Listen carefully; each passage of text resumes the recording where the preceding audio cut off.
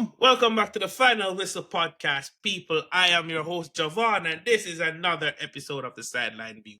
We have been missing in action, just like how Chelsea have been missing in action. And we have done so because the brothers got work, brothers got life, and Marshall. Well, go on. We're gonna get right into it because we have a lot to discuss, especially Robert's atrocious comments and him still believing that there's any hope in this club. But Marshall, we start with you. The sanity of the group. What's up? How you doing? The sanity of the group. I mean, I hope you're not leaning too much on me because my sanity is running a little thin with this club. I'm not gonna lie. Other than Chelsea, I've been all right, but I can't lie. Ipswich broke me, and my hopes have been very, very much diminished. If we win against Everton, then maybe we have a different conversation next week. But until that happens, I'm still not very hopeful. Are we back in 7th after today's result? Yes. Six. Firmly in 6th. There's no Firmly coming in back, 6th. bro. There's no coming back. We could beat Everton 10-0. There's no coming back. I mean, I'm done. I'll explain why there is a way to come back, but I'll let Robert. Let's get Robert's feelings first. No, Robert can't wait. So- you. you. It's the hope, and it's going to kill you. Robert, It's the hope what's that up, bro? kills you. No, and you're not wrong. I mean, it's killing me right now. Ipswich was the game where you think it's a given. I mean, I know the Premier League's not easy this season, but like, come on now. To have McKenna do the double on you, like, what are we doing? What are we doing? And then finally you see the team wake up in the second half. I know we haven't spoken. What was the last match we reviewed when we spoke? We reviewed the Spurs game. Yeah, and since then we've had Ipswich, right? And Brentford. then Legia Warsaw when we lost Legia that Warsaw. Hold on. Robert, go. Introduction. Because I'm about to lose it. Robert, introduction. Don't worry. You I just muted him. All right, so let's get into it. Because this is not conducive to my health. Yeah. And I'm going to I mean, my crashing out is done. I'm not going to crash out, but Yeah. And this is why I stopped doing reviews, because me yelling at the camera for 15 minutes after every single match is not conducive to the health of Javon, and it's not productive to the fan base. So see, that is you why I yell, you get aggressive. I just watch the world burn. That's how I was. Just, let it all burn. Let it all burn. You know what? Bring in 15 more youth. Extend Maresca by 5 more years. It's just let Chelsea ticket prices go up. Let's not build a new stadium. Just let it all burn. Let it all just go in the opposite direction. That's just how I am. Robert, you may now speak. Thank you kindly, sir. No, I mean, I see. I get why a lot of people's hopes are dimmed. You know, we are now having to depend on results going our ways in games rather than just minding our own business and checking on to top 5 or top 4. But hey, I'm still hopeful. I still think we'll make Champions League, and yeah, you know, it's the longest hiccup that I've ever seen in football, but it is what it is. We move. It's not a hiccup. It's a bad period. And today I will be Longest addressing hiccup I've ever seen in football. Today I will be try to address your delusionism, and we will try to get you. We will try to bring you some therapy to get you back on the right path. So, my fellow Chelsea cohorts who are watching this episode, we are atrocious. We have been playing horrendous. Some may even say diabolical. Now, but all the banter aside, we have been poor, and it is unacceptable. It is not how we started the season, and it is not the level we should be playing at. And I'm going to be totally honest here. If we don't get Champions League football, that is on us and no one else. The way we started the season, we put ourselves in a position. Newcastle should not be above us. And we get what we deserve. So if we deserve Europa League football, we get the Europa League football. I get it. I want to be in Champions League more than the next guy. And I will fall apart if Arsenal does something in the Champions League this season. And to see them perform in the Champions League when we should be there is very disheartening. But I cannot back nonsense. I cannot blindly defend foolishness. And I cannot blindly defend the mediocrity. Or mediocrity. You know what I'm trying to say. Mediocrity. Yeah, you said it right the first time. I'm sorry, this is the conflict. I'm getting upset. I don't want to speak patois, but I can't speak patois because if I speak patois, you won't be able to understand me. So, with that being said, I cannot keep on defending this nonsense, right? And I think the most frustrating thing for me, because we're going to talk about the game, but the overall point, I think the most frustrating thing for me right now is the fact that we only need a few key positions from going from mid-table team or maybe a solid top 4 team to title contenders. We're right on the precipice of it, and it's driving me crazy that they can't see it. Because we can always have bad run of form. Because even in the Fulham game, I didn't think we played bad. On the basis of this bad hiccup or this bad form that Robert alluded to, we still created chances, we're just not taking them. So if we could somehow rectify that with signings and give these players more personality in the attack, you're looking at a totally different Chelsea. So that's what's frustrating to me the most. Marshall, let me hear your thoughts as well. I mean, I don't disagree. Listen, I still stick with the whole notion that at this point of the season, for me, it's about results. It's about results. I don't care about the performances anymore. It's about the results. And, I think if you have to look at the number one culprit for this season, you have to look at the directors. Which, Robert, Javon, I've made it very clear I've not been the biggest fan of the directors. I don't think the way they went about this season and previous seasons was the correct way. I feel like you could have had a balance of experience, which you see in games against Ipswich and games against Brentford, where we lacked that experience, that person in the group, that tenacity to be, hey, get your head out your ass. Let's get this game and take it to the scruff of the neck. We're up against Ipswich. We can beat them, right? We lack that in the team. And that's something that it's on the directors. In terms of the depth, right? Not having a profile like a Lavia or Fofana, that comes from the directors, not giving Maresca the proper backing in that. Listen, at the end of the day with Maresca, he's made mistakes. He's admitted it himself. We all knew he is an inexperienced manager. And this season, let's not fool ourselves and let's not play into what the ownership and the directors want us to do, which is to blame the manager and sack the manager, Maresca out, Maresca out. I'm very much in line with a good amount of Chelsea fans when I say, if Maresca were to leave, I want it to be the decision of the directors that we potentially sack and get new ones and have those new directors or director decide whether or not to keep Maresca or to get with a new manager. Let them decide, because it's now their team to build and hopefully build it properly. Now, in terms of recent matches, I've not been happy. The results haven't been there. The result that I wanted against Ipswich was a win. It should have been a win. These guys are a relegation side. We lose. They're and in fact, already. At no point in the game were we even winning that one.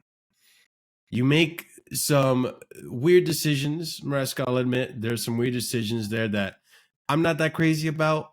I'm not going to flip out over the fact that we had a strong lineup against Legia Warsaw and we were already 3-0 up on aggregate. I understand. Performance wasn't great. We still lost. We still lost. But at the end of the day, we still advanced. It's the result. Like I said, the result is we advanced. And I understand that. Here's the thing that has been lost, and it's a big dynamic, right? In the beginning of the season, there was this feeling that we're going to have a B team play conference and cup matches, and then we're going to have an A team for the Premier League. And under that notion, it felt like these B team players were trying to play to get into the A team. Now our A team is in every competition because our B team is shit.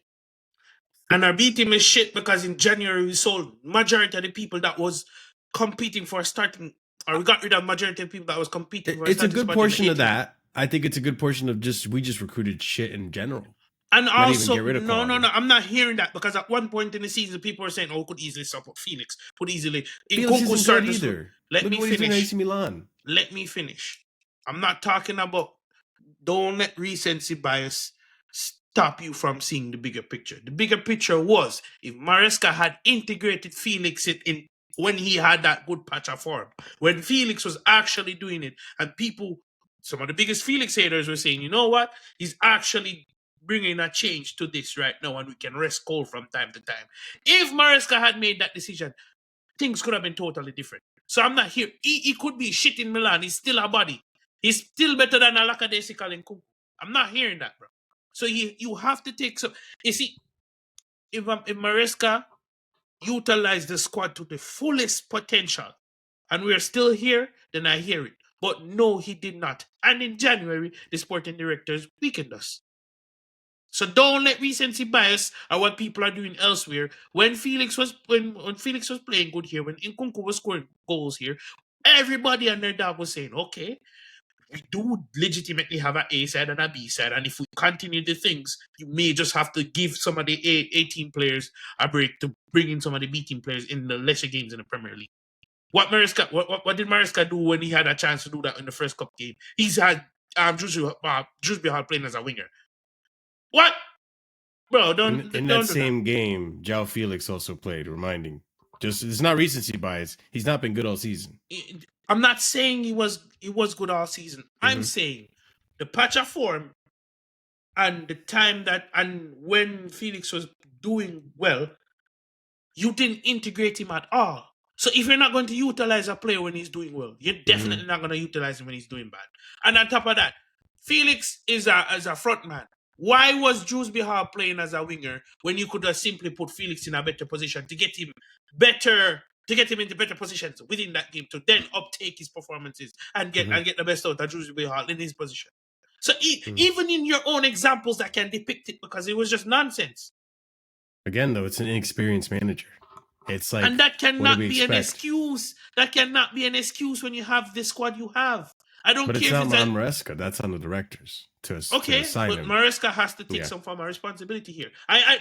This is not me rebuttaling you. I am agreeing. But at every level, there's decisions to be made. Yeah. The biggest decision comes from the sporting directors. But not because they're doing nonsense up there. That means you have to do nonsense at your level. You can still run your thing properly. Do you get what I'm trying to say? But I don't even think there's been that much nonsense on the pitch. I'll be honest with you. I think a lot of the nonsense that happened is just the players, man. I think we're gonna get to them. Yeah, I think, I do want to let Robert speak, obviously, but I think if you look at Brentford, if you look at Ipswich, we had chances to win. That's not on Maresca. We had so many chances to win. Let's be honest. At the end of the day, in those games, the opposition's goalkeeper turned into prime Gianluigi Buffon. I can't even say that because most of the shots were directly at the keeper too. Palmer looks more timid. Palmer looks more timid. Jackson looks timid. Jackson's link-up play is the only thing that's giving him a bit of saving grace right now, and I think most of our fans are another patience. Game was bad, yeah. Noni is doing nonsense. Pedro Neto is not shooting enough. And just since the other day, Jadon Sancho started to shoot. Now people are saying, if he could do this more often, the 25 million is not even a question. You understand? I was mad when I saw that goal, Javon. Right? Where was that all season? I couldn't even celebrate. I'm like, yeah, me and you both. What? Yeah. So all of these things are a chasm of what's happening to Chelsea right now. Robert, let's get your thoughts. I mean, I hear your point, but I think we are forgetting quite a few contexts at the beginning of the season. Yes, the Maresca utilized the team perfectly. No, but did he give people some chances? Yes. He gave. What was it? We were 1-0 up against Forest, I believe, and they brought in Nkunku, right? And the press wasn't the same, and we're playing against I think Forrest had Ward-Prowse sent off. Jackson actually had him sent off. And Nkunku wasn't pressing the same, and then they equalized. Same thing against Fulham. Brought in, we're 1-0 up. Brought in Nkunku, sub is for Jackson. 20 minutes, Nkunku couldn't bother to run and press and be an anchor like Jackson was for 70 minutes. So we can do all of this and say Maresca should have done this, should have done that, but he tried. There's no in the beginning of the season, everybody was on form.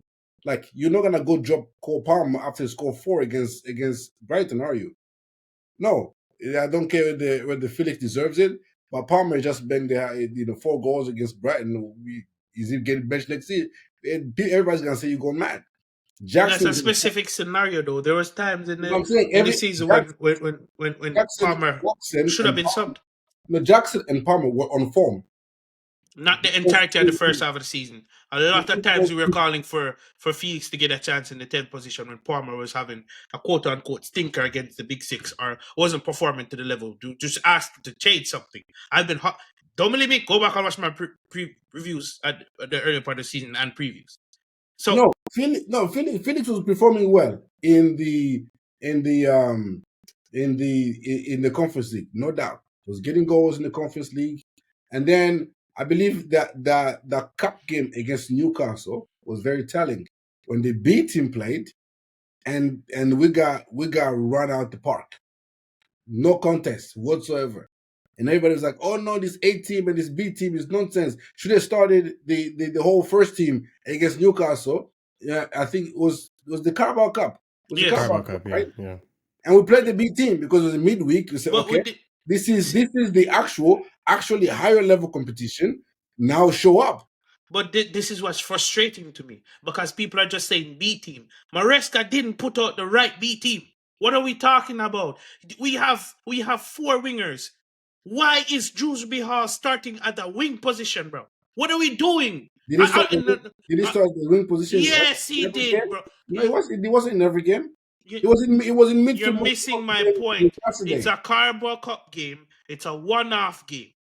What if you're going to genuinely do this A team, B team thing? You have a proper mixture because it's a proper competition. But don't forget, that is Javon, my point. The argument at the time, right, was that, okay, and this backfired on him.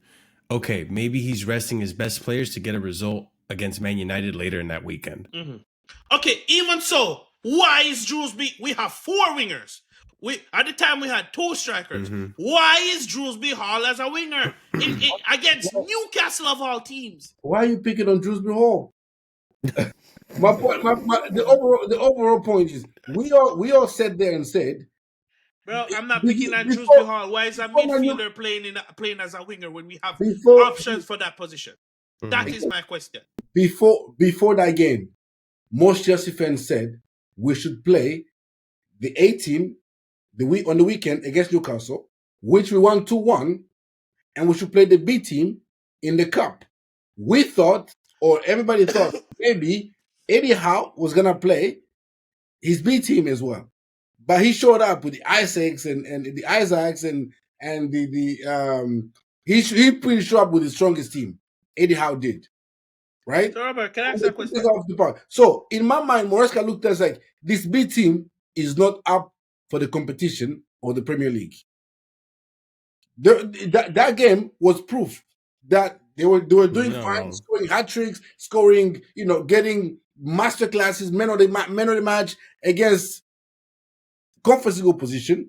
But as soon as everybody's like, "Oh no, you need to give him game time against Premier League opposition," we give them game time against an actual quality Premier League opposition.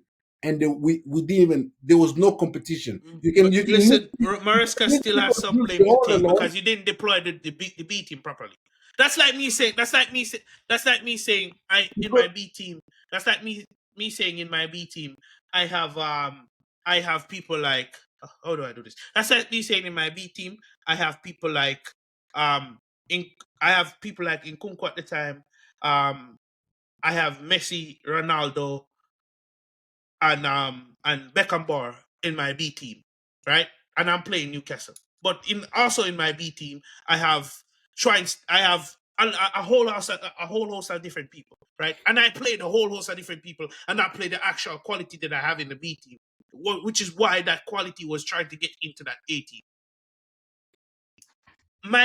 The basis of my point is, if you have a second team, play the best players in their position in that second team to try and get the result. Don't play someone who's a midfielder, right? Who's not even the best midfielder in that B team, right? Out of position, and have B team defenders that you could have played, that you could have mixed with the A team, and then lose and then throw your hands up in the air and say, oh, the B team wasn't good enough. No, look how much other teams that have a B team has a proper mixture with the A team to get results over the line. But that's what we did, though. This was the starting lineup: Cucurella, Badiashile, Tosin, Disasi right back, Enzo Fernandez. Enzo Fernandez, Vega in midfield, Mudryk left wing, Felix in the 10, Nkunku up top, and Drewsbury Hall on as a right winger. Okay, so you can say you have the lineup in front of you, right? That is quite a, like, there is Enzo Fernandez is there. Two Joao things. Felix, number 10. Two things. Why is Disasi at right back? Because we know that definitely doesn't work. You Why is Vega in midfield when you could move Vega to one of the fullback positions? Right? Why is Drewsbury Hall playing as a winger when Felix could play as the winger and have Drewsbury Hall in the number 10 position, which he played at Leicester? These are the things that I'm talking about. I'm not saying you guys are wrong. Drewsbury Hall in the 10, or you want Joao Felix in the 10? If you're going to go with that lineup, Felix has to play as a winger because he played as a winger at Barcelona.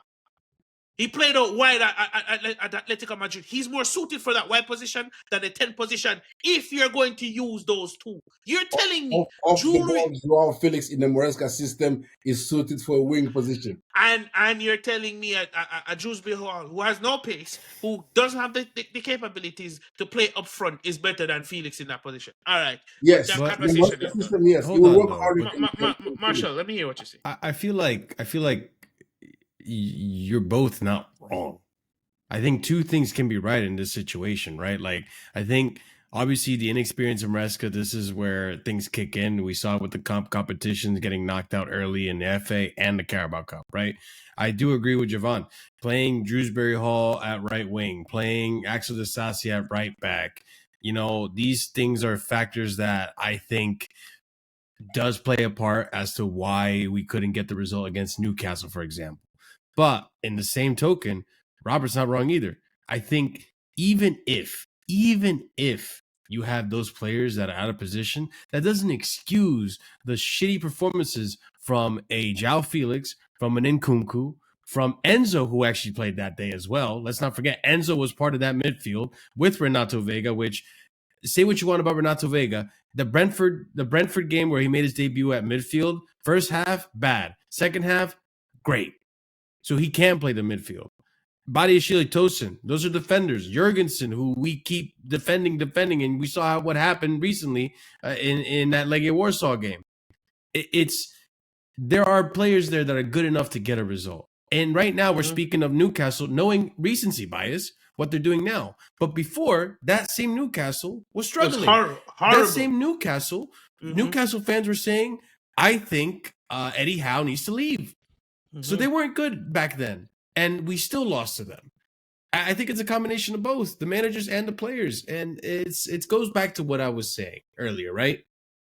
I think at the end of the day, you got to look at the biggest overarching thing with this, which is, I think, is the recruitment. I think the recruitment is horrible. I think the recruitment has failed Maresca in this sense.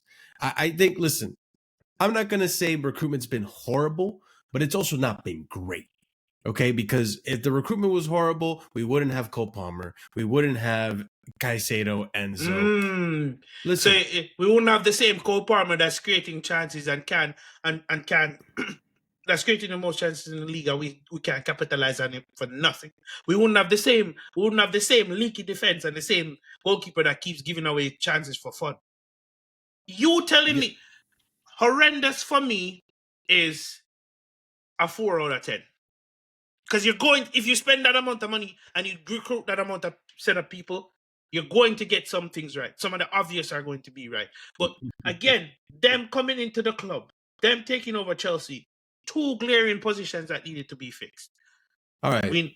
Here's something I need to ask you, because this is Goonie talking. Okay.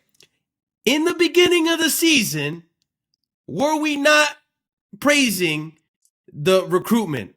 Look at the John Durans that left. I praise the scouts, not the recruitment. In the summer, I remember this vividly. Fair enough. Listen, maybe I'm not talking to you, Javon, but Robert and I was having a back and forth about why we couldn't get Oshiman over the line. Robert, do you remember? Because I remember, because I was on vacation, and at the time, a bunch of white people were staring at me like, "Why is this guy yelling at his phone? Right? Why is this shirtless guy yelling at his phone?" So I've had issue with the recruitment for years. Yes, I but agree. The scouts, I gave a 10 out of 10 because I remember I was on with Matisse and Lewis, and they were like, "Why are you giving them a 10?" And I specified the scouts. You can scout talent that is undeniable, but recruitment is horrible. But the recruitment has to tell the scouts what profiles to look for. No, the scouts. No. The recruitment is going to say, "I need this type of people." Yes. I can find them. It's up to the recruitment to get them over the line. For all who knows, the scouts tell them, "Hey, go and get Kvaratskhelia because it matches your profile." And the recruitment people say, "No, we don't want to go for that. It's too obvious." That's what I mean. Right? Yeah, and I don't disagree with that. But what I'm trying to say, in terms of like the players you recruited, in the beginning of December, the discussions that Chelsea fans were having were that Nani is great, Nicholas Jackson is up there with Haaland, that Cole Palmer's the best in the world, Caicedo is, and this is still true, Caicedo is the best midfield in the Premier League. You know, maybe we weren't having that conversation about Enzo, but now Enzo is in that conversation too. One of our better midfielders, one of our better players. Cucurella is the best left back, and that's not on the recruitment. I won't even give him credit. But that aside, we were looking at the scout and the recruitment in a different light. And obviously, when things started to crack or things started to come off and the cracks started to show, we realized the deficiencies in the team. I don't disagree with what you're saying, Javon. I think the deficiencies in the team are different than what you think they are. I think, for me, I don't think the recruitment issue with this, why I think the recruitment has not been as bad, but I think I want it to be better. That's what I want it to be. In terms of where it could have been better and why I don't want these recruiters or the directors, you know what I mean, all right? In terms of why I don't want these directors is, why don't we have a proper backup for Cole Palmer? Why don't we have a proper striker still? Why do we still, and I've been consistent on this with our defense, why do we still need to reinvent the defense? Because at the end of the season, the only one that I would be, honestly, there's no center backs I want to stay. Honestly, there's no center backs I want to stay. I want all of them gone, including Levi Jeans. Honestly. Yeah, not every time. Let me tell you something. That's an issue with the sporting directors. It is horrendous because, and I think it's damn near negligence at this point. You cannot come into Chelsea Football Club, purchase a club. You would have to do some from a history and a football club, and you would have seen the biggest issue for Chelsea over the past 10 to 15 years has been the striker. That 100 plus million should have been spent on trying to secure a striker. Who you might ask, maybe Haaland. Maybe Haaland. Maybe go all out to try and bring in maybe go all out to try and bring in a superstar striker. Yeah. Someone that's going to rectify a glaring position. I mean, last time we did that, we got burned. Exactly. I don't care. You want them to go find £100 million striker while they're trying to get rid of £100 million striker in Lukaku. Okay, so cool. You want them to spend $200 million on a midfielder when maybe you could have just gotten, maybe you could have, they spent $200 million on two midfielders, bro. So don't, that's not an argument I'm hearing. I don't No, want it to is. hear that. No, it is. Right? So my point is, if I'm going to purchase a football club, I'm going to fix the glaring issues first, and then do everything else. I'm going to address that first thing first. It's impossible. And even if that's not the first move they made, they've been here for 3 years and we're still having the same conversation. So what are we doing? The thing is, like, I agree. That's why when it comes to the directors, because here's the thing. From one point of view, I'm looking through Robert tinted glasses. I'm seeing that in 3 years, or even next season, we could have the best goalkeeper in the world in Petrovic, potentially. If his development path, no, I'm just saying, if his development path keeps going the way it's going, because right now, if you look at the stats right now, he is up there with top goalkeepers this season. Yep. What he's doing at Strasbourg, it's not a lie. So if he keeps developing, this is an improvement from last season. If he improves again, who are we talking about? If I give you a blind test and I say, tell me which keeper it is, it's not Donnarumma, it's not Maignan, it's Petrovic. Now, I'm not saying he's going to be that, but that could be something that pays off. And Penders, I know they're taking investments, right? I understand that in 2-3 years, we could have all the players and all the positions in the best caliber that we could want. But I don't understand the necessity of having to suffer in these last 3 years and the next season potentially to get there when you could have had a mixture of both. It's not like the money's not there. It's not like the potential wasn't there. There were players like a Kvaratskhelia. He was available. You could have probably done something with the loan there. The negotiation deal with Osimhen collapsed. This is another reason why I crash it on the directors. You guys are bad at negotiating. Let's stop pretending that we paid the ideal price for Caicedo and Enzo. We all know we paid over the moon for them when we weren't supposed to. Another director probably could have gotten them for it's not much for us in terms of like the grand scheme of things. Maybe another director would have gotten them for 10 20 million 15 million less, or even got it done sooner. In Caicedo's case, it's just these little things aggravate me. And it's like, we could have been in a better position now and a much more stable position. Right now, we're just playing, we're playing what's that game when you touch the metal part, when you're taking the body parts out, whatever. You know what I'm talking about? Yeah, surgery, operation. Operation. We're playing a game of operation right now. But Marshall, you realize you literally just described why I said the recruitment is horrendous, right? Yeah, but I just don't think it's trash. I think it's why I think though? it's okay. It cannot be okay if we're still facing the same issues we've been facing before they came through the door. But the thing is, the way the way they are recruiting is investing in the future and not investing in the now. So let me ask you a question. When they were investing, when they started the investment, wouldn't 2025 be one of the future products? Because this started 3 years ago, bro. So what are we doing? When will the future arrive? Well, it started, yeah, it did. But I think, I still strongly believe we lost a year of progress with Pochettino. But I come back. Whose fault was that? I know. That's why I agree with you in terms of getting rid of these guys. It's horrendous, but it's not in terms. That's not okay. That is part of the recruitment. You could say that. I understand that. Yeah, that I get you. It's been mediocre. I'll say that. I don't think it's been horrendous or horrible. I think it's been mediocre. It's horrendous. Because the thing is, next season is a big season for Chelsea. We said that about this season. No. This is, for me, this summer is going to be telling. Why? Remember what they told us in the beginning, Javon. They told us, we want to make Chelsea, we want to recruit the best young talents and have those best young talents have a future at Chelsea. Who are we talking about in terms of the best young talents that we have right now? Who's the biggest talking point, or one of them at least? Cole Palmer, Santos. Andre Santos, Andre Santos, right? Yeah. We wanted him back in January. They didn't call him back in January. Now I'm hearing news that it's going to depend on who gets Champions League football this summer. If he gets sold, I don't know about you, Robert, but if he gets sold this summer, that tells me everything I need to know. There's no future at Chelsea. There's none of this. It's profit. It's profit, and that's all they really care about. Robert has been silent for a couple minutes. Let's let him have the floor. No, I get, everybody says it's been poor recruitment, and I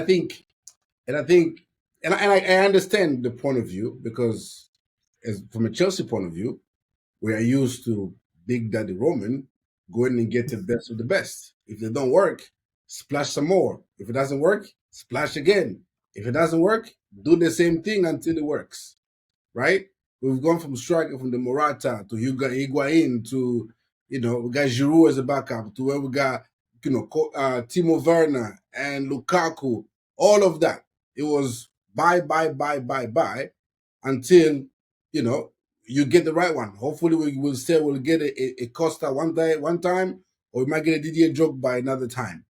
But the overarching point is, from a recruitment standpoint, you need to understand the context that we are operating under. Last summer, we couldn't buy definitive center backs because there were still two question marks on two center backs we had in-house. We didn't know what we would get with a healthy Fofana. We didn't know what Colwill would look like as a center back. So, I mean, even though I thought I didn't rate him as a defender, but he was worth giving him a season and giving Fofana a season to see what they would look like as a center back pairing.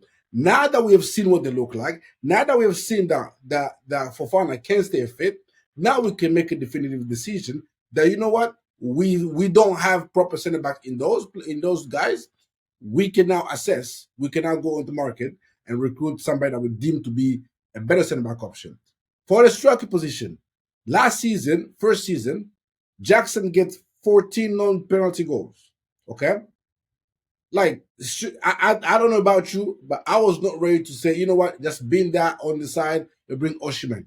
Even though I agree, Osimhen would have been a great addition to the team, I don't think I would have benched Jackson automatically for Osimhen. I see but you would have still brought him in, though. Not on any crazy wages. Robert, no. Understand my point. So let's throw the wages for a minute, because we can all agree maybe that different sporting directors could have probably negotiated a wage, or let's say we could get the wages proper. My point is, you would have still brought him in, if it's even to have a conversation, say, hey, you're competing with Jackson. You're not necessarily going to walk in and take his place. You would have still brought in which we tried to. My point is, Robert, you would have still brought in a striker. No. I would have tried to bring him in, but if he's asking those outrageous wages, I'd be like, with all due respect, you don't have the market to be asking for those wages, as evidenced by the fact that all summer long, nobody else is coming for you, other than me, Chelsea, and Saudi. Right? You have no market to be asking those wages, hence why you end up in Turkey. And so I wasn't gonna go ask, give Osimhen anywhere strike when I have Jackson in house. I also have Nkunku, who is going into a season fit for the very first time. Now, did I know that Nkunku was gonna down tools midway through the season? No, but he was an option that if Jackson does not work, at least what Jackson does not give me in the box, Nkunku has a talent to give me. So if you bring in Osimhen, that means you're gonna have to find a place for Nkunku. Otherwise, it's gonna be even unhappier. You know what I mean? And so I get the recruitment strategy from that standpoint. And in my opinion, it is smart not to overpay for a player that you are, and nobody could guarantee you that you're gonna bring Osimhen here and it's gonna work. You can bring Osimhen here, and we've seen with his temperament, all of a sudden is, I don't like it here, I want to get out. Now he's on 300K, nobody's gonna pay him that on then you're stuck with the Raheem Sterling or Lukaku situation all over again. Right? We bring Joao Felix in. He's not happy with being in the B team. In January, he demands to leave. I don't know about you, but if you don't want to be here, with all due respect, you can go.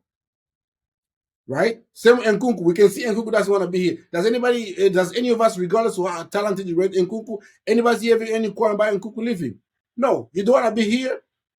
Have your way. Vega, he says, I don't want to be. I just want to sit. I want to play center back. So and listen, he agrees personal term with Dortmund, and then you know what? I changed my mind. I want to go on loan to Juve. He doesn't want to be here. You go. If you're not happy with being the second choice at Chelsea Football Club, with all due respect, we will monetize off you. It wasn't really the second, bro. And you're the same one that likes to say context. He wasn't being used as a second choice.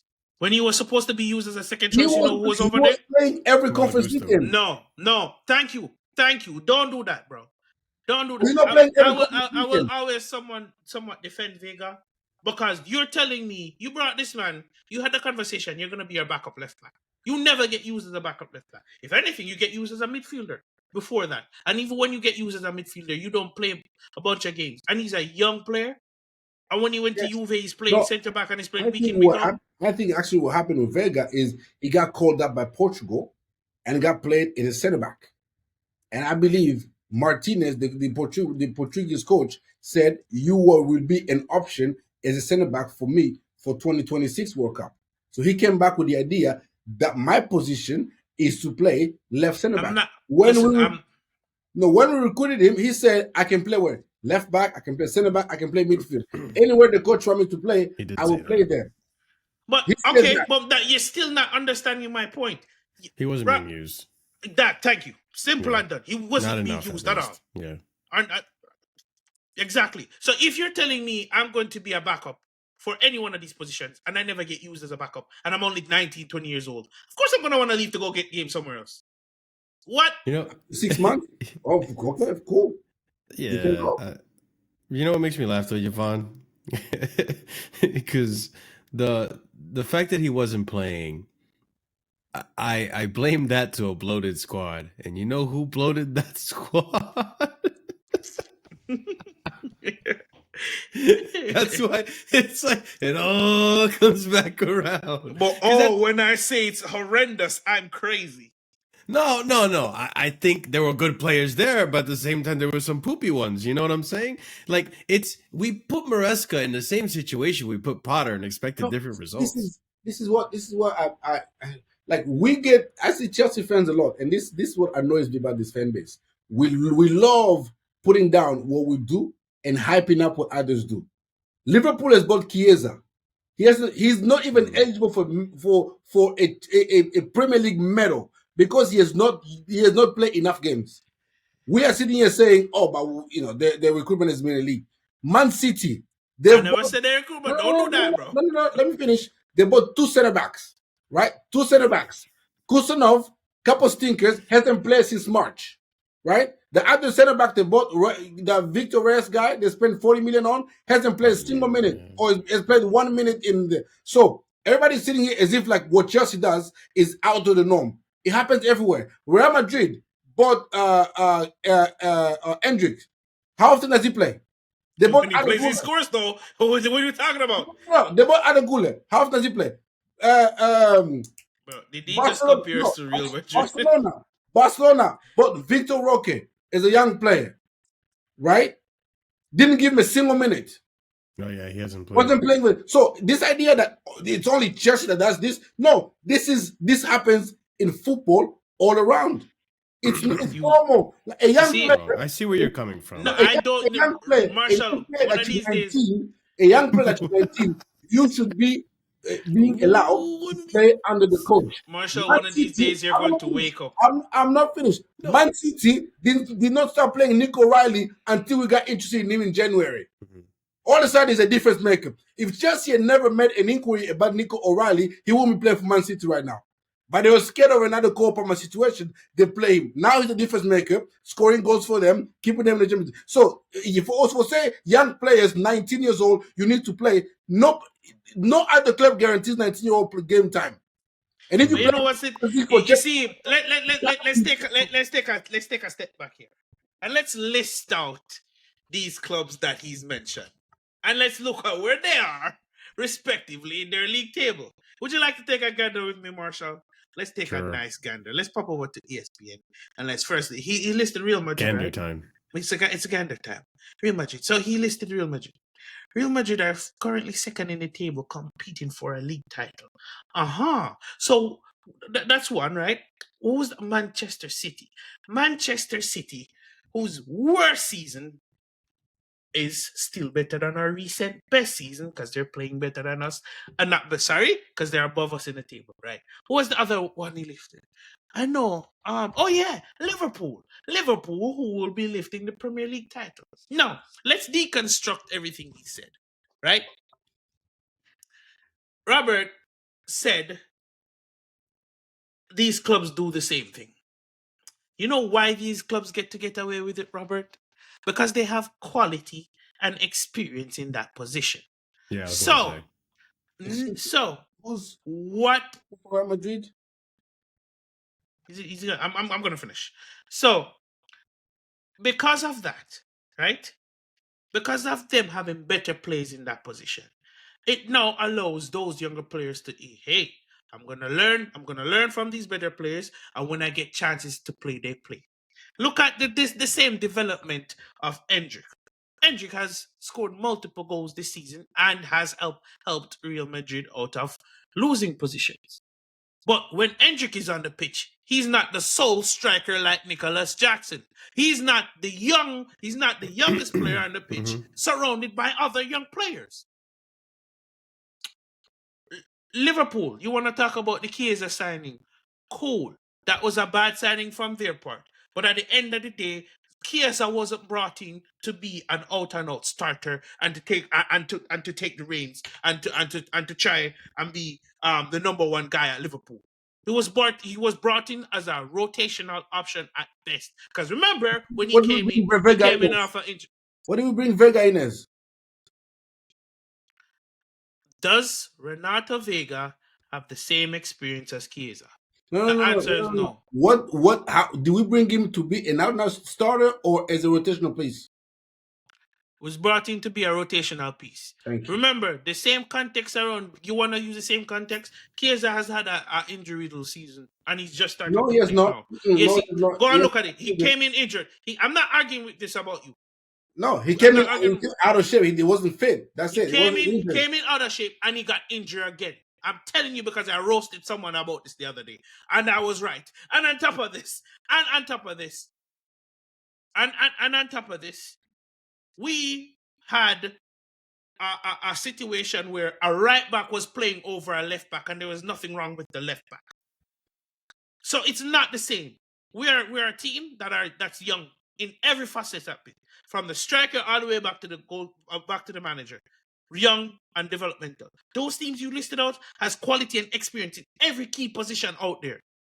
So it allows those young players to develop slowly. It allows other players who just can't get into the team to go on loan. When you have everybody at Chelsea that's young and trying to figure out life as they go along, what do you expect is going to happen? Well, now you're moving the goalpost. The goalpost has not been moved. Yes, you know what, Marshall, say what you're going to say.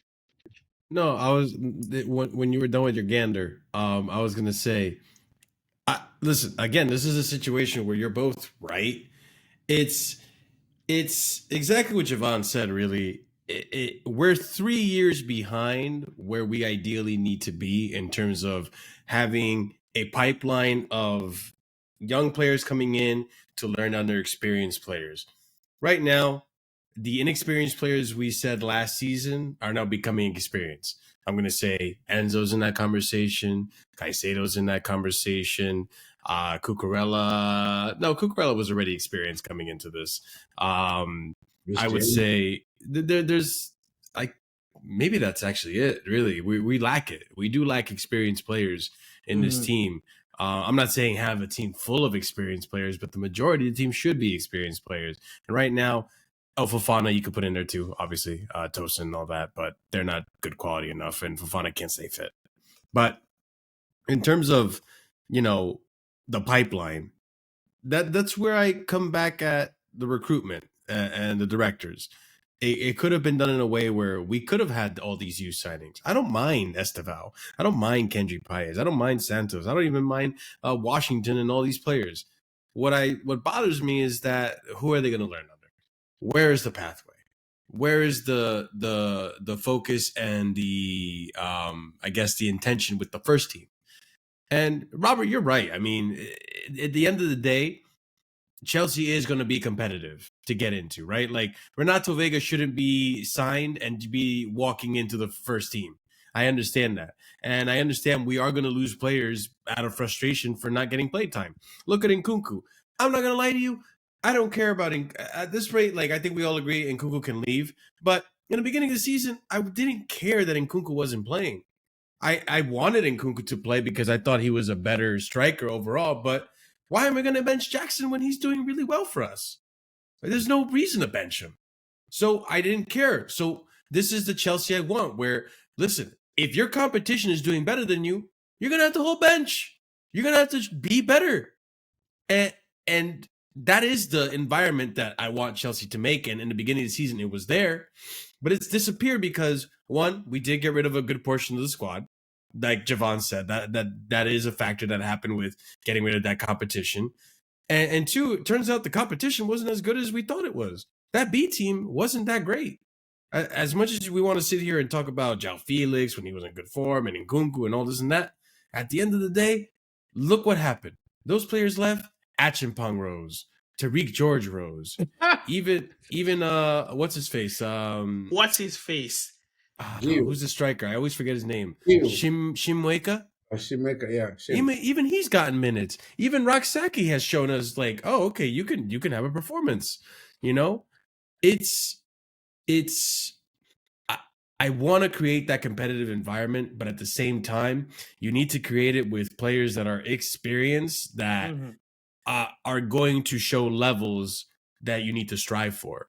Yep. And you mentioned all those teams, Real Madrid, they do that. But look at who's in Real Madrid's first team. They're still depending on Modric. Listen, their recruitment hasn't been great either, but they're still depending on Modric. They still have Rudiger. They still have what's his face, Vasquez, and Mbappe. For as much, he's not a kid anymore, man. He's been through 2 World Cups now. You know what I mean? He's experienced. There's players that you could look up to and be like, okay, I had to strive for, even in those teams that you mentioned. Yeah, there's levels to this game, and those teams Robert mentioned are, I hate to say it, but in terms of experience, they're miles ahead of what we have now. Now, there is an argument to say that the quality in the team is not necessarily bad for all facets of it. They just need to add that experience, and then you get a totally different level of play from some of these players. But how do you get experience? You just have to go through the trenches. You have to go through the games. But Chelsea is not a club. Chelsea is not a club where you start your journey from start to finish for every player across the board.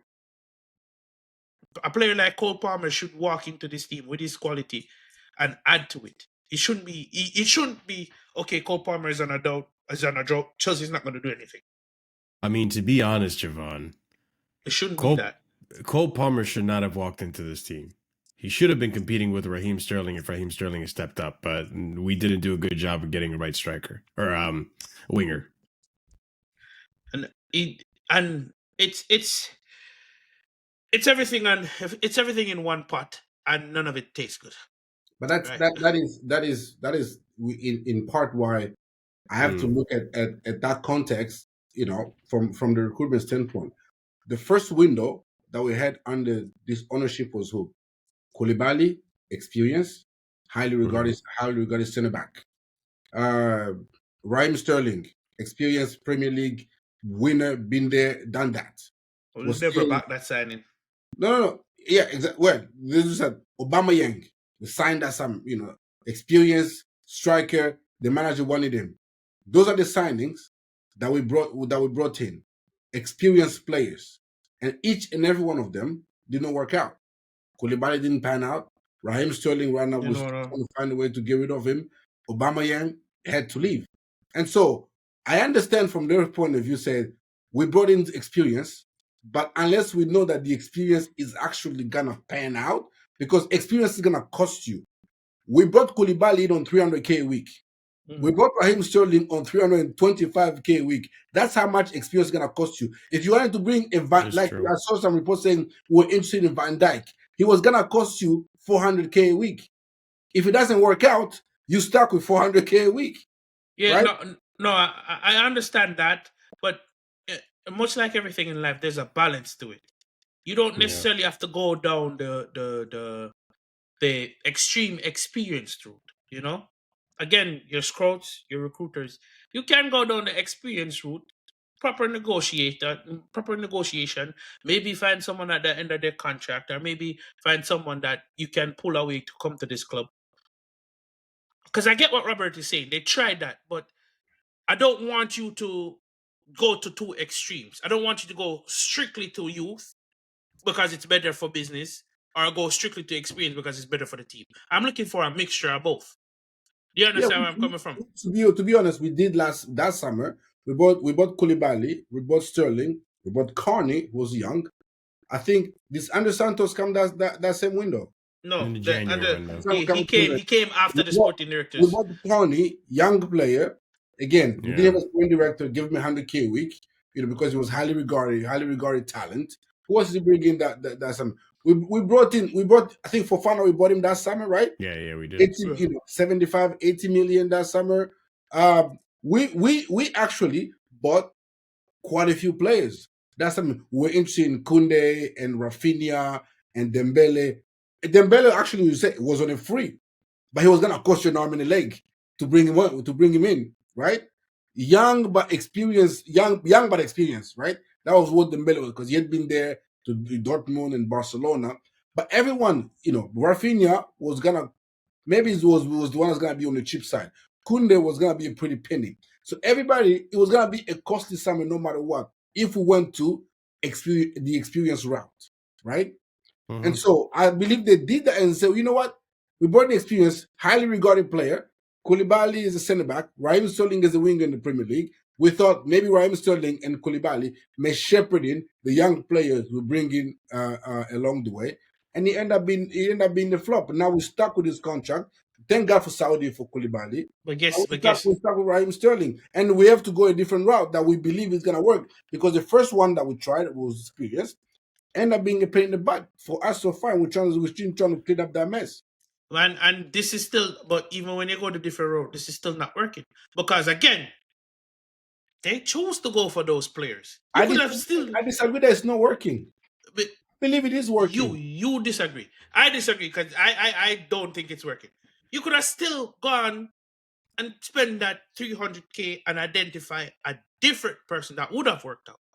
At the end of the day, it's all on this. It's all decisions. I mean, don't make that face. Don't do that. So you're telling me, out of all the wingers you could have got, you got Ryan Sterling that was on the downturn, and you could have told that he was going down. That's what the coach asked. That's what Tuchel wanted. But that's it. All right, then you're still changing the argument. Then that's on Tuchel. That's not the sporting directors. I'm talking about sporting directors. We are no sporting director. Okay, then you cannot use that window. If that's the case, you cannot use that window because it's not the sporting directors. It's the same ownership. They wanted to go with the conventional wisdom of football, which is you want to continue to win, recruit experience. Then if you're going to go with the conventional wisdom of footballs, you get a fucking sporting director first. We had no time. What are you talking? Like you didn't know? You don't know the situation. We had no time. But Robert, but all right. My point is, if we have no time, based on, and I know hindsight is a B. If we had no time, based on the season, based on how the season still panned out, we might as well just spend the time and got a sporting director first, and recruited in January, because we still finished on the table 12th. And we're still reeling from it to this day. And you think this fan base wouldn't have complained if we hadn't gotten Tuchel any signings? They would. They would. Saying, okay. The same Tuchel that they fired. The same. You're gonna be, bro. Stop. What? I finally woken up. How are you going to complain about the fan base being angry at Tuchel when they're the same person? No, that they would have fired been angry Tuchel? at the ownership for not recruiting for Tuchel. Okay, but that is all mute because they still fired Tuchel. So why recruit for him in the first place? If you're going to fire this man, but that should have been something that the rector should have decided. Thank you, sir. Yeah. You're just proving my point. But the thing is, like, I feel like we're missing the what's the word? The forest with the trees or something like that. Yeah, right. I feel like we didn't need to recruit experienced players. We had them the whole time. True. Well, no, Robert, don't do this. We did have experienced players. We'd have experienced attackers. I can give you that, right? Our attackers were shit, and we needed to get rid of them. But there could have been a transition in the club where instead of taking a complete left turn, you could have slowly taken a detour here and there, and maybe have fixed, not papered over the cracks, but like at least fix some of the mistakes of that first summer. But you didn't have to get rid of everything and throw the baby out with the bathwater.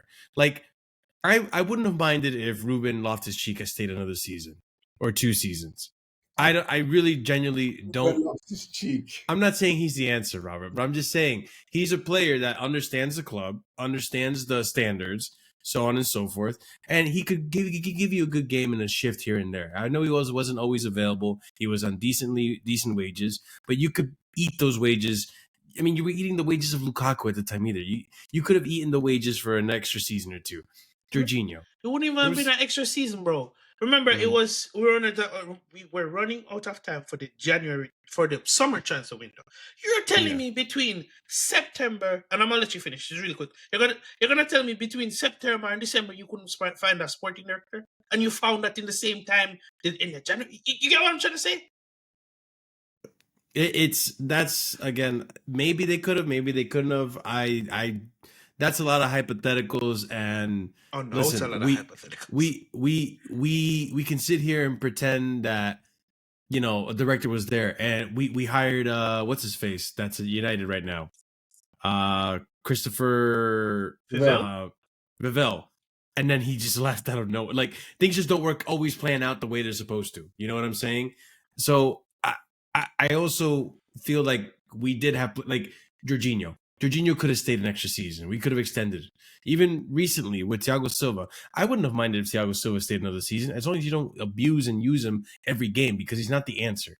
Mm-hmm. I also do believe the notion that this season, what Robert said, this season was the season to really test out to see how Fofana and Levi Cole are going to work out when Levi Cole is actually playing at center back and not left back, when Fofana is actually fit. Let's see how this partnership works out. And at the beginning of the season, Maresca was doing great. Have an established partnership. It was a big problem for us last season that we were constantly rotating center back partners. We're doing it right now, actually, funny enough, where we're constantly rotating center back partners, and then we're wondering why our defense is shaky. There's just a lot of things that could have gone differently. It didn't go differently. We are where we are right now. It's a little too late to turn the bus around and fix up on things that we made. We did have the experienced players. We got rid of all of them all at once and brought in a bunch of young faces that only really Reece James and Ben Chilwell knew the identity at the club at that point. Ben Chilwell was iced out. Mm-hmm. We have Reece James left, really, and maybe another player in there. But it's... in terms of, like, the league right now and our hosts for UCL, I said I was going to come back to this and I was going to explain this. Man City are playing against Aston Villa this week. Tomorrow. Both teams in competition for top 5 with us. At that point, one team's going to lose or one team's going to drop points, Javon.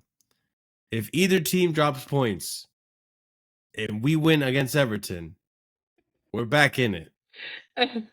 We're back in it. Marshall. You didn't expect us to win against Fulham.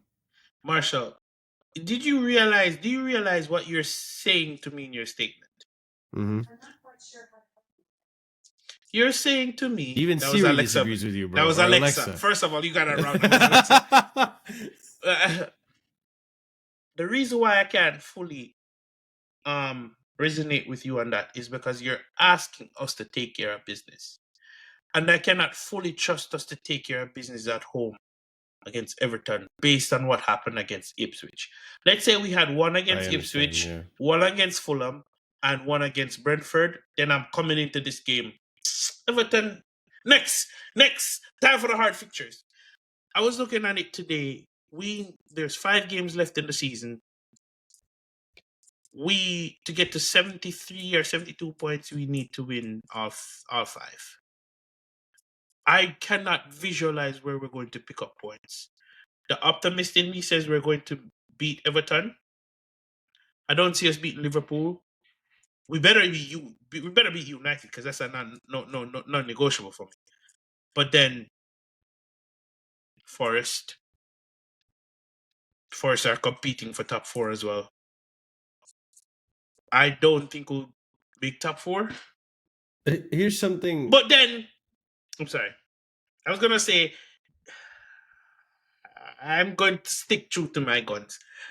For the squad, if we don't make top 4, and I said at the start of the pod, we get what we get. It may be a blessing in disguise for the It could team. be. It could be. But I'm not. But happy I'm with not. it. I'm not happy, and I'm not going to address it my because Lord. that means Robert will be right. We can't have this man being right. You always end up saying Robert was right 6 months later. But anyways, continue, Marshall. Sorry, bro. All I'm gonna say, and this is the Robertism in me, right? Whoa, that is crazy. Oh yeah, yo, pause. Yeah, hey, yo. Pause. Hey, Pause. yo, no. We know what you mean. Robert optimistic. I'll call it that. Hey, yo. Gay. Hey, yo. What I will say is, and people are gonna hear this, and I already see the reactions. All right, listen. Since we've come back from international break, we are undefeated. Hey, talk about it. Gentle people, I have just muted Marshall because that was blasphemy, bro. That was just... Yo, give yourself a red card. No red card. No, there's corruption. There's corruption in this FIFA, okay? There's corruption. I've been paid. But listen, I'm still not hopeful, Javon. That's where I'm at. The hope for me comes back if you show me against Everton you can get the win. Now, this is on Maresca now. Like, this is where you need to make your money. I don't want to see Nicholas Jackson play. Or start. I'll say start. I don't want to see Nicholas Jackson start. Hold on. Can I add to your point real quick? It's also on the players. This cannot solely be on Maresca. No. But I think for this next game, you need to bench Nicholas Jackson. You need to give Tariq George a chance. Listen, I know, Robert, but this player, Tariq George, and Josh, I'm not saying start Josh, but this player is showing me he wants it. And I feel like there are players on that pitch that haven't been giving me that. And you saw what he did and what it meant for him scoring that goal against Fulham, and how it got the fan base to finally be optimistic about something, which I think at this point too, with the fan base, I think most of us have now seen the light. They have become so toxic to the point that it's so hard to recover from this, and it's not being productive to anyone. I think we need to get this fan base on the side of the players, which I think maybe Fulham may have helped with that, and could be a catalyst to kind of getting them to, okay, you know what happened when we cheered on the players and Tariq George scored, then Neto was up for it, and it was a good moment to have with the players. They stepped up and they showed us that we were still in this, and it meant a lot to them. I think having Tariq George play, I think in that striker position, or even Neto in the striker position, let's see what we can do with that. It's against Everton without a Tarkowski. To go against James Tarkowski. No Tarkowski. He's I think he's either out injured or suspended. Against Brantwaite and Idrissa Gana Gueye. Yes. I think we'll be fine. Nicholas, look at what happened with Nicholas in the last game. It was poor. That was the worst Nicholas Jackson performance I've seen. And I back Nicholas Jackson for a lot. But I think he needs to come off the bench and take on that role that Tariq George had against Fulham, against Everton. And let's see what happens. You know, I've seen some of the comments and I've seen some of the backlash that we get sometimes. And I get it now. I fully understand. Because why would you put this youngster in the game, out of position, by the way, because he's not a striker, in a must-win game for us to get Champions League? Did you just see what Nicholas Jackson did in the last game? I did. It was horrendous. Yeah, But that's why. You but got to try other things. why couldn't you say play Sancho, Neto, and Madueke up front? Why couldn't you say play Palmer false 9? Why do you What want has to Palmer thrust? been doing recently? Why do he has more experience than him at that level? Why would you want to thrust? You know what? I hear it. That's all I'm gonna say. And I'm gonna He scored. I The score you play. I let Robert. He can battle struck. this. He can struck the ball better than Nicholas Jackson. I'll give you that. There you go. I don't want him pressing and running and carrying the ball against that Everton defense for 60 minutes. He won't do it. The 20 You might be right. The 20 minutes he did it for, perfect. He For came on and he 60 made a minutes, change in that game. exact against tired legs. You know, like Fulham came into the game with let's punch Chelsea in the mouth. If we punch him and get that first goal, they won't recover. That was Fulham's game plan. Almost worked. And then they exerted all the energy in that first half. And in the second half, we brought Tariq George on against tired legs. The challenges weren't going in time as timely as they were in the first half.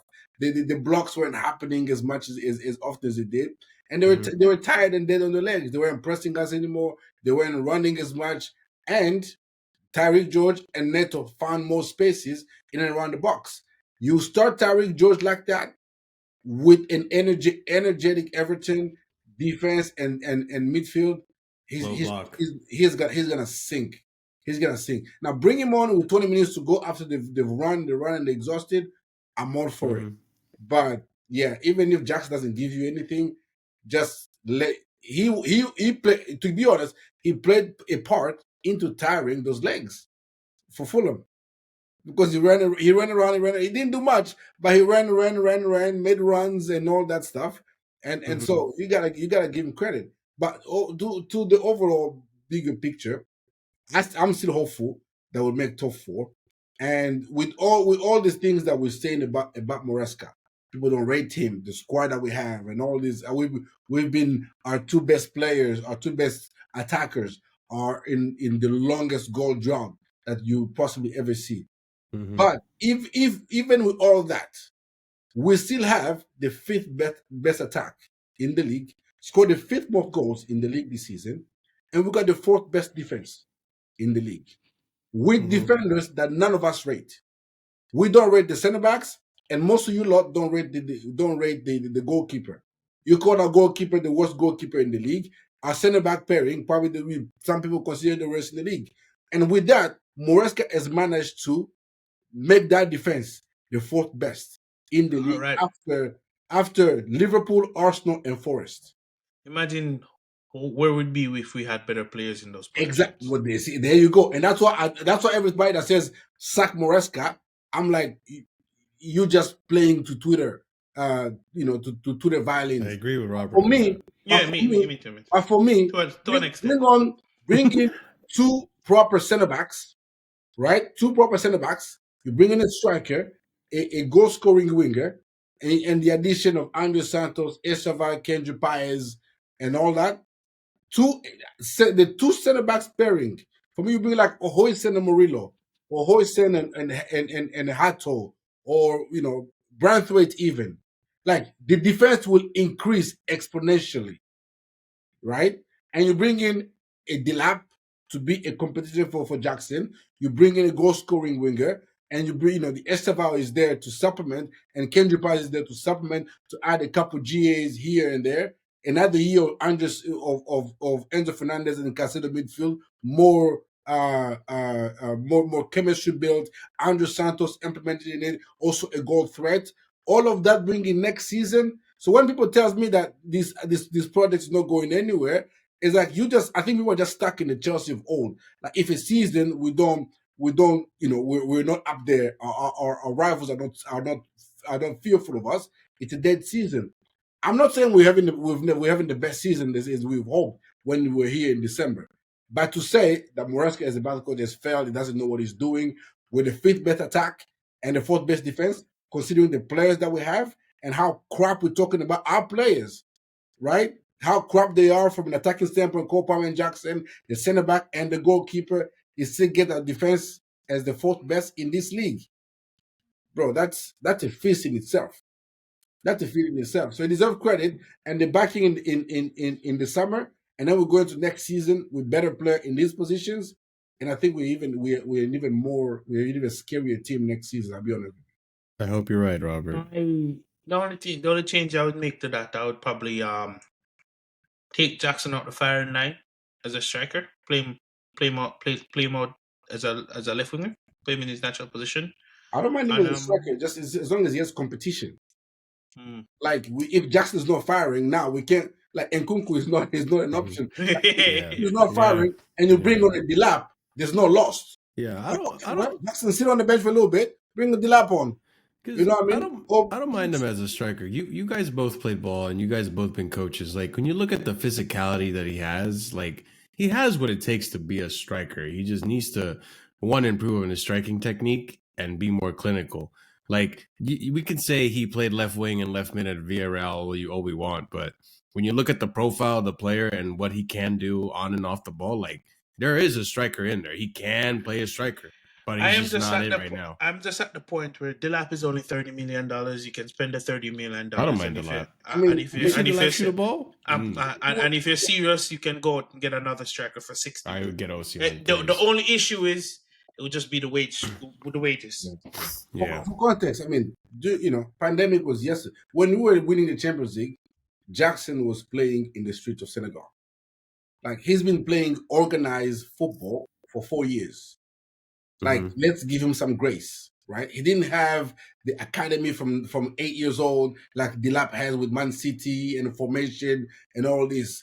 This guy, and to be where he is, with just 4 years of organized, proper football, it's, I believe in his talent. That I want to do. But Chelsea's not the club where we can afford to give people grace when no one else can help him out. We are that club now. Get used to it. The old Chelsea is gone. I know people are struggling. Oh, we used to have check in goal. Those days are gone. We used to have Terry and Carvalho. Those days are gone. This is a new Chelsea. Embrace it, back and support it, and let's move forward. You saying, "Oh, this is not a club." That's who we are now, and that's the landscape of football. There's patience for everybody. Arsenal could have beaten Martinelli last year and the year before. They're still persisting with him. And even John, they give me a new because they have other people to. You know what? I'm not adjusting this. Marshall, you want to say something? Well, I mean, I know we're going to close out soon, but I did want to ask something because right now in current football, we are looking at the Champions League and we're seeing what Arsenal are doing. Now, they have to win it in order for this to mean anything, right? But let's just entertain a hypothetical world where they do win it, right? Let's just follow along with me, right? Because this leads to my question. We know that since the beginning of this whole project, that one of the models for it was that Arsenal project.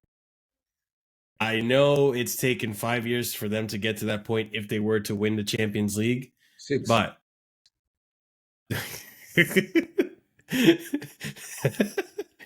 sure. If we're seeing that project and it does succeed, do we now look at our very own project and say we just won the Champions League before that? And even if it's a new project, shouldn't our project mimic a more successful version of that? And shouldn't it not be the Champions League, but the league, which is a bit more difficult to win? I think if Arsenal had not sustained injuries to key players like they did this season, and Liverpool actually sustained injuries to players that were key players to them, we would have a totally different season. But guess what? We don't live in that universe, Marshall. I believe our project won't take as long as Arsenal's. I don't think it will either. We the investment we've made and the players that we have, our development and our trajectory is they're on death row contract. They ain't going nowhere. Uh,